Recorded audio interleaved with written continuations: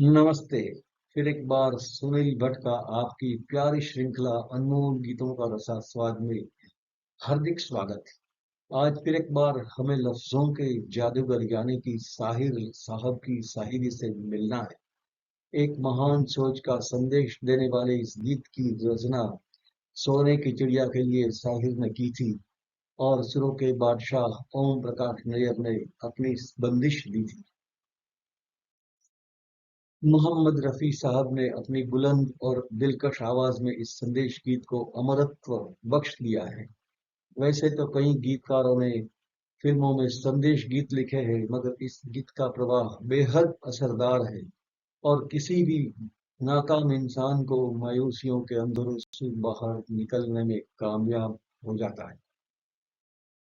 अब मैं इस गीत की पूर्व भूमिका बताना चाहता हूँ। 1958 की फिल्म सोने की चिड़िया में फिर एक बार साहिर और ओम प्रकाश नायर की जोड़ी आई, जिन्होंने 1957 की एक सफल फिल्म नया दौर में एक साथ काम किया था। उस फिल्म में भी साहिर ने आना है तो आ राह में जैसा यादगार संदेश गीत लिखा था। इस गीत को सुनकर आपको अनायास वो सुबह कभी तो आएगी की भी याद आ जाएगी। जिंदगी की नाकामियों और गमों की चरम सीमा पर जब इंसान आ जाता है तो खुदकुशी की सोच लेकर निकल पड़ता है, और तभी किसी नई आशा की बांसुरी सी कोई आवाज सुनता है तो थम जाता है। और वही हुआ है इस गीत में। इस गीत के अल्फाज इतने असरदार है कि वो उस इंसान को मौत से नई जिंदगी की तरफ खींच लाता है। जब किसी की जिंदगी में गम, दर्द और सोच के साथ बेकसी और बेबसी जुड़ती है, तब जीना भी दुश्वार हो जाता है। ऐसे इंसान को किसी की तसल्ली, चाहत और सहारे की जरूरत पड़ती है। शायर ने इन जज्बात को अपने ख्यालात में ढाला है और एक बेमिसाल तरीके से संदेश गीत के रूप में पेश किया है। किसी इंसान को मौत के मुंह से वापस लाकर जिंदा रखना उतना ही नहीं, जिंदगी जीने की ताकत बख्शना और फिर से उसके लबों पर मुस्कुराहट ले आना तो इस संदेश गीत का मकसद है, ऐसा दिखता है। फिल्म में नायिका अपने रिश्तेदार और प्रेमी के लिए खुद एक सोने की चिड़िया ही है, जो अपने बदनसीब हालात की शिकार है। अपने रिश्तों में खुदगर्जी और अपनी नासमझ मोहब्बत के कारण ठोकर ही खाती है। आखिरकार अपने प्रेमी के भी स्वार्थ और फरेब का एहसास होने पर जीवन से हार कर खुदकुशी की राह चुनती है। तभी एक दिव्य आवाज में आशाओं से भरा ये संदेशा सुनकर वापस जीवन की तरफ मुड़ जाती है। साहिर ने इस गीत के जरिए एक अद्भुत पैगाम दिया है। इस गीत के हर अंतरे में एक अलग सी सोच है, और मोहम्मद रफी की पुरअसर आवाज ने इस गीत को नायाब नगीने सा बना दिया है।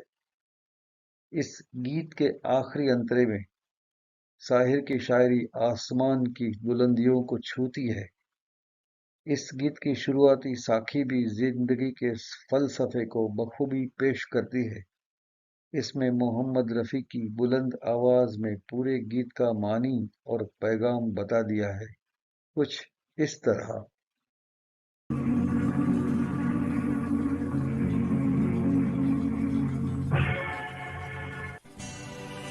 मौत कभी भी मिल सकती है, लेकिन जीवन कल न मिलेगा। मरने वाले सोच समझ ले, तुझको फिर ये पल न मिलेगा।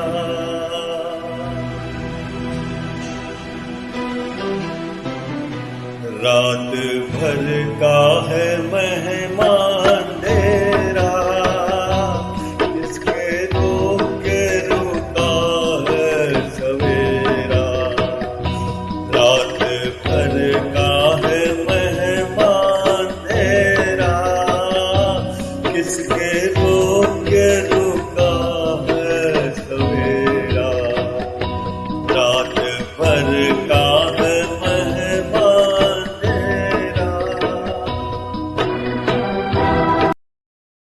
ताहिर पहले ही शेर में जीवन और मौत का समय के साथ संबंध समझाते हुए और ज्ञान बख्शते हुए कहते हैं कि हमारी मौत का समय निश्चित है। वो कभी भी आ सकती है, लेकिन हयात दूसरी बार नहीं मिलती। वो बीते हुए पल वापस नहीं ला सकती। इसलिए मरने की जिद में निकले हुए इंसान को पहले सोच लेना चाहिए कि जिंदगी जीने का अवसर फिर कभी नहीं मिलने वाला। इसी बात को आगे बढ़ाते हुए प्रभावित करने वाले शब्दों में कहते हैं कि ये तकदीर की स्याही तो सिर्फ एक रात के लिए ही होती है। जैसे सुबह की रोशनी रात के अंधेरे को मिटा देती है, वैसे ही बदनसीबी के अंधेरे वक्त के बाद सदनसीब सभी की जिंदगी में वापस आता ही है। जैसे कोई भी रात सुबह को रोक नहीं सकती, उसी तरह कोई भी बुरा वक्त सद्भाग्य को आने से रोक नहीं सकता।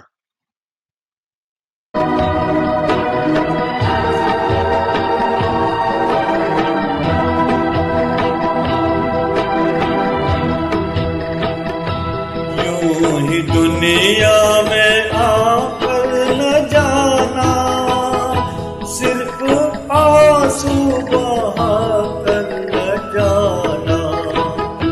यूं ही दुनिया में आकर न जाना, सिर्फ आंसू बहा कर न जाना। मुस्कुराहट पे भी हक है तेरा, किसके रोक के रुका है सवेरा।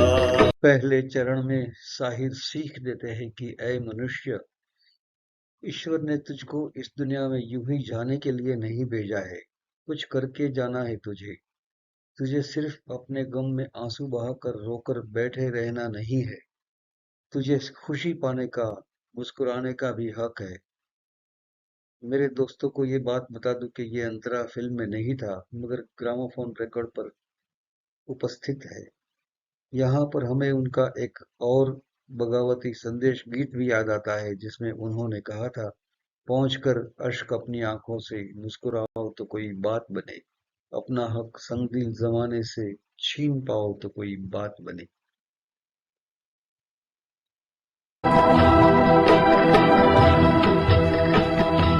लब पे शिकवा न लाश पी ले, जिस तरह भी हो कुछ देर जी ले।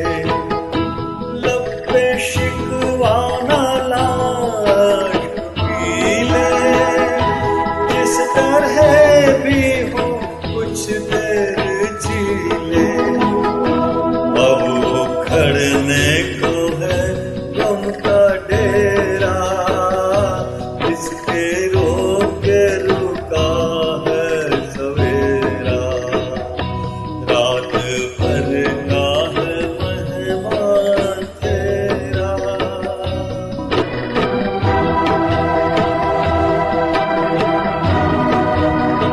अगले अंतरे में शायर कहते हैं, इस जिंदगानी में सभी को गम के दरिए में बहना पड़ता है, लेकिन तब भी आंसू पी लेना पड़ता है और सब्र रखना पड़ता है। उस वक्त बिना शिकायत किए सब कुछ सह लेना और यातना का समय सुकून से गुजार देना चाहिए।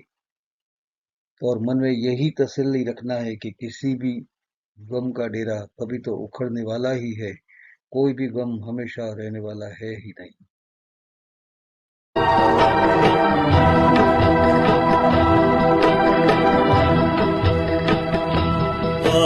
कोई मिलके तदबीर सोचे, सुख के सपनों की ताबीर सोचे।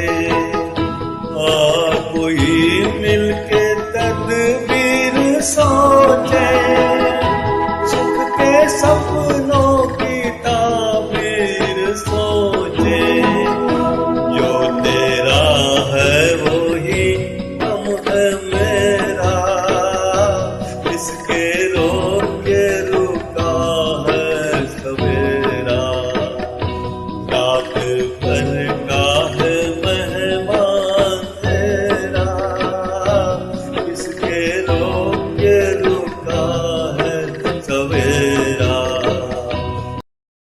अगले चरण में शायर नायिका का हौसला बढ़ाने के लिए कहते हैं कि चलो हम अपनी मुश्किल का कुछ नया हल सोचें और अपनी समस्याओं को सुलझाएं, अपने भविष्य के सुख की कल्पना करें, कुछ सपने देखें और स्वप्न फल मिल जाने की सोच बढ़ाएं, क्योंकि सभी का हाल तेरे ही जैसा है, सभी की किस्मत में सुख दुख निर्मित है ही।